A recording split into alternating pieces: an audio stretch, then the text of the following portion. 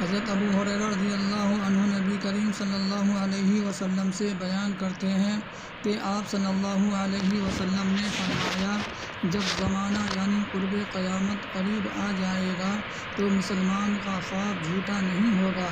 سب سے سچا خواب اس شخص کا ہوگا جو سب سے زیادہ سچا ہوگا۔ مسلمان کا خواب نبوت کے 46 حصوں میں سے ایک حصہ ہے۔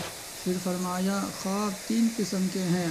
اچھا خواب اللہ کی طرف سے خوشخبری ہے، اور ایک قسم کے خواب شیطان کی طرف سے انسان کو غمزدہ کرنے والے ہوتے ہیں، اور تیسرا خواب انسان کے ذہن میں سمائے ہوئے خیالات ہوتے ہیں، وہی خواب بن جاتے ہیں۔